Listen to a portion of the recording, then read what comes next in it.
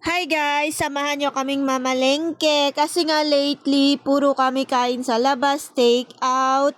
But ngayon mamamalengke kami para naman makapagluto-luto kami kasi dumating na yung bagong lutuan namin na induction cooker.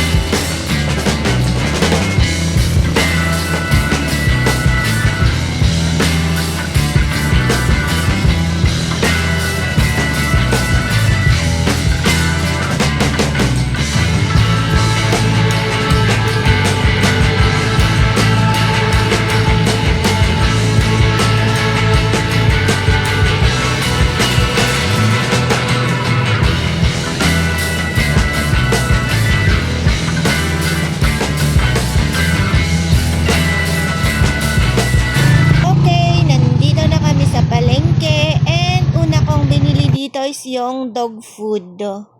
And pabili po ng dog food. Yung pang puppy po, meron po kayo. Pabili po ako for 400 pesos. So, next naman, punta na tayo sa bilihan ng mga isda. Since nagsawa na kami sa karne, so ngayon, isda naman at mga gulay ang bibilhin namin. Ante, bibili ang bigas dyan?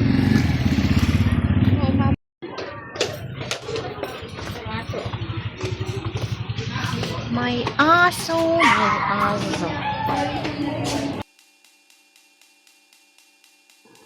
So, diretso na tayo dun sa may mga nagbebenta ng isda. At ayun na nga't napansin ni partner yung paborito niyang salmon. Kasi gusto niya daw sinigang na salmon. Ayan, ulo lang po yung paborito namin dyan.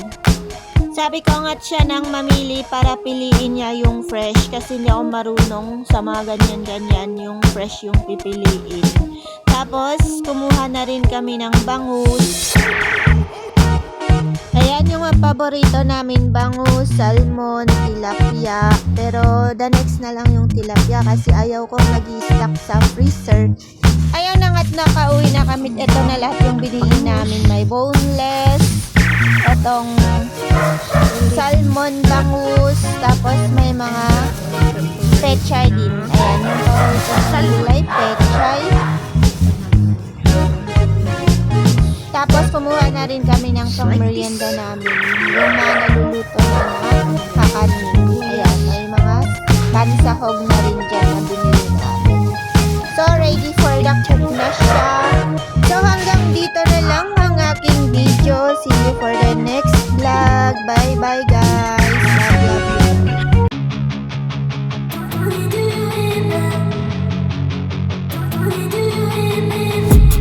I've been dreaming on in my head.